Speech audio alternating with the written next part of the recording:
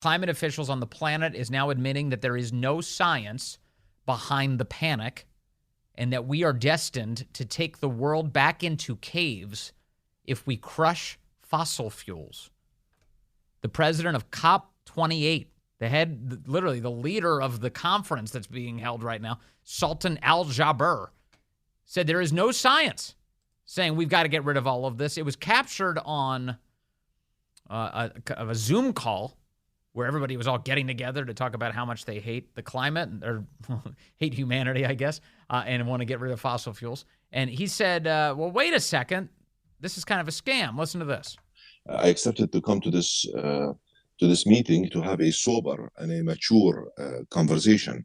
I'm not in any way signing up to any discussion that is alarmist. I am here factual, and I respect the science. And there is no science out there, or no scenario out there, that says that the phase out of fossil fuel is what's going to achieve 1.5. 1.5 is my North Star. And a phase down and a phase out of fossil fuel, in my view, is inevitable.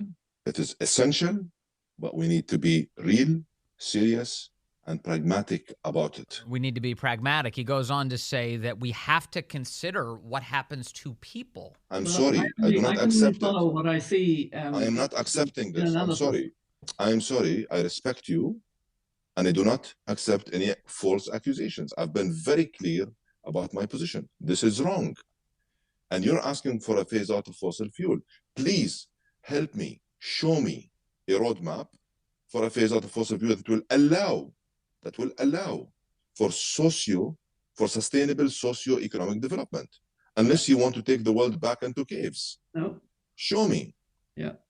I think we can. We have 8 billion. Women will be part of that. Yeah, he was talking to a woman called Mary Robinson, supposedly the chairwoman of something called the Elders Group. They're the elders who are telling us that we need to get rid of our gasoline and our gas stoves and everything else.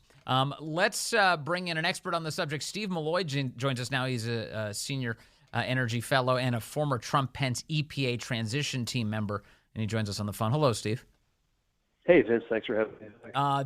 This guy is really ticking everybody off on the left. They're really mad that the head of COP28 is now saying there's no science indicating that this panic is where we should be going. Yeah, I guess you could say that Sultan Al-Jaber let the climate skeptic genie out of the bottle, and this is a problem. They've already made him do a hostage video, kind of getting it back on board with the narrative. But you heard it. You heard him in his own words there, and he's absolutely right. There is no science behind this notion that phasing out fossil fuels is going to in any way limit the temperature that is certainly trapped. Yes. The science is actually even more stark than that. There's no evidence that emissions have anything to do with global temperature. But I'm happy with this, and this is certainly like rolled a hand grenade into that whole climate conference, which of course, all the activists were upset about having him as president of the conference anyway, because he is also CEO of the Abu Dhabi National Oil Company. And there were documents released last week about how he's using the conference to sell more fossil fuels. So yeah, it's really been quite funny. Well, I've been sitting here thinking, like, wait a second. If the guy who runs it's an oil executive, like, isn't the point like to disable everybody else's energy production so that he keeps getting richer? Well, sure. So earlier this week, or last week, he announced a $30 billion Steve, stand by. Steve, stand by. Hold up. It's really difficult to hear you. So what we're going to do is we're going to hang up on you. We're going to call you back and see if we can't get a better connection.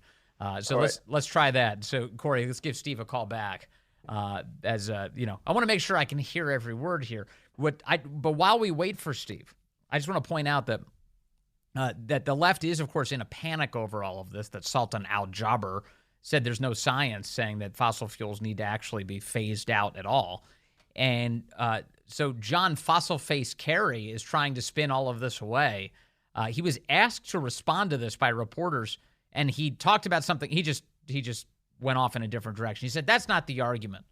That's not the argument.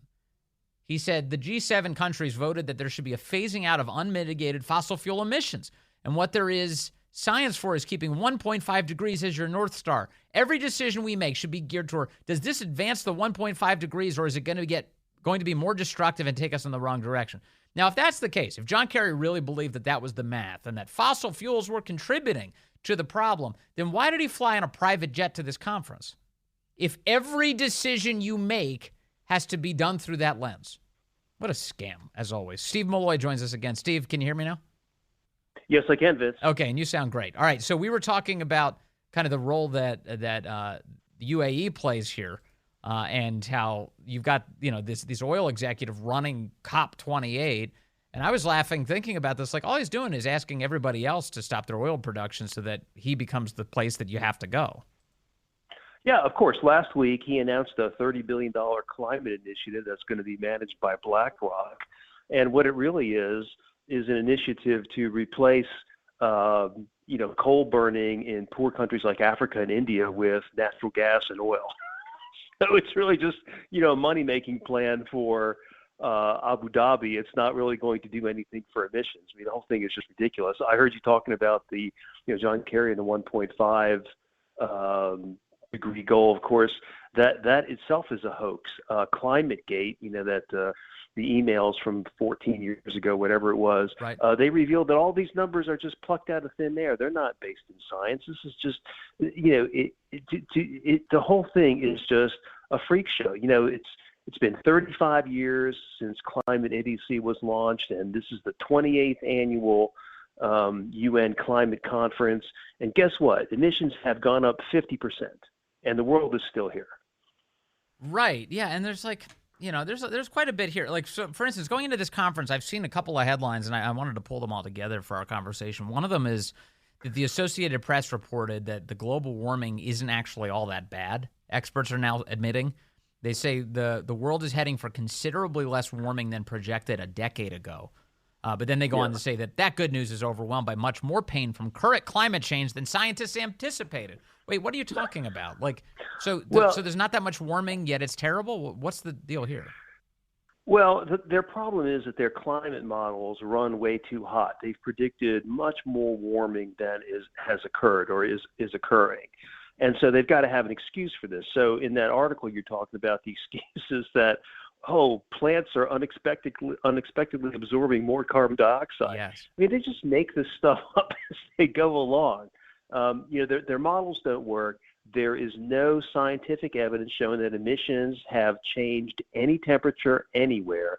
The whole thing is a freaking hoax. And, Joe Biden is driving our economy and national security into a wall because of it. I've got some audio from Hillary Clinton, who's got some remarks now on this subject. Here she is. This is, I believe, and you'll be able to correct me if I'm wrong, an utter lie. Here is Hillary.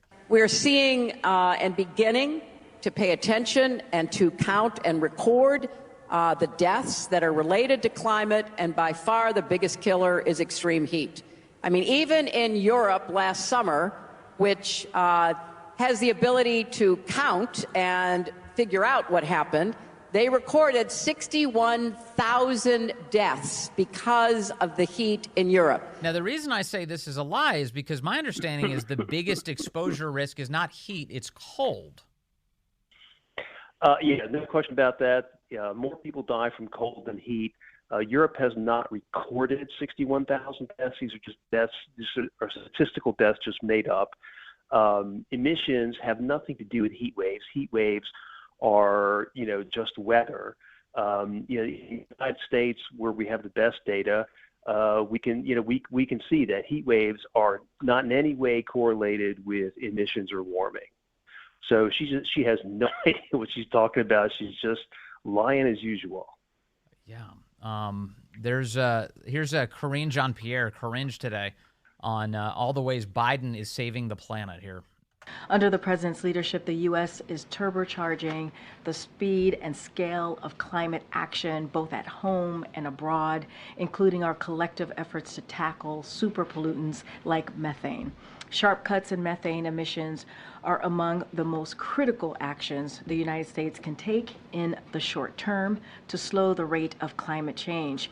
President Biden also led and delivered the most ambitious climate agenda ever, and the president will continue to treat climate change as the existential threat that it is. Steve Milloy, is there any Biden official who emits more hot air than Karine Jean-Pierre? Yeah, absolutely not. Last year, Biden's Department of Energy issued a report saying that emissions have gone up 7%. Okay, so, even if you imagine that emissions have anything to do with climate, emissions have gone up, and that's under Joe Biden, that's on his watch. Yeah. And the reason they've gone up is because we're pumping more oil and gas than ever. Now, does that sound very climate-like to you? No. Of course, Joe Biden has to keep us pumping gas. Otherwise, gas is going to be $8 a gallon. Right. And yet he's still getting in the way of oil production despite those numbers. So yeah, well, and if I correct me if I'm wrong, but during the Trump years, if you're measuring carbon emissions, didn't carbon emissions go down for each year of the Trump presidency? Well, yes and no. I mean, we during starting in the Obama years, we started replacing coal with natural gas. Yes. So natural gas emits less than coal, so emissions have come down. But that's misleading because we have exported our entire industrial base to China. And so now our emissions, we don't have manufacturing or emissions in the United States because we have them all in China. So if you count the, emissions that we've exported, our emissions have gone up like everybody else's around the world. You're going to know your emissions go down when your standard of living goes to hell, like during COVID. Right. So if you exclude all the human suffering, we're doing great. Yeah, absolutely. Look, this whole thing is crazy. It's unbelievable to me how it's so hard to talk about the truth. You see Sultan Al-Jaber, he talked about it a little bit. He just said, look, there's no scenario under which getting rid of fossil fuels is going to get you to 1.5 C. And he's totally right about that. That's demonstrable. And he has just been dumped on that. Even he has had to walk this back a little bit. It's wild. One more for you. This is John Kerry announcing that there should be no more coal-fired power plants permitted anywhere on planet Earth. I should note that there's a small note on this piece of audio that there may be flatulence from John Kerry at some point in the audio, so prepare yourself. We're going to be transitioning out of coal. There shouldn't be any more coal-fired power plants permitted anywhere in the world. That's how you can do something for health. And the reality is that we're not doing it. So, the measure here is really sounding the alarm bell. I find myself getting more and more militant because I do not understand how adults who are in position of responsibility can be avoiding responsibility for taking away those things that are killing people on a daily basis. And the reality is that the climate crisis and the health crisis are one and the same. So no more coal-powered plants and maybe a little bit of methane emissions from John Kerry today. Yeah, so, no coal plant anywhere ever has killed anyone. China right now is building enough coal plants to equal the entire U.S. fleet. 20% of our electricity comes from coal fleets, and China is building that right now. So I have no idea what he's talking about. India is burning coal like there's no tomorrow. Indonesia is producing immense amount of coal. Australia, not permitting coal plants. What is he talking about? So how has global warming slowed during this time frame if they keep building all these coal plants?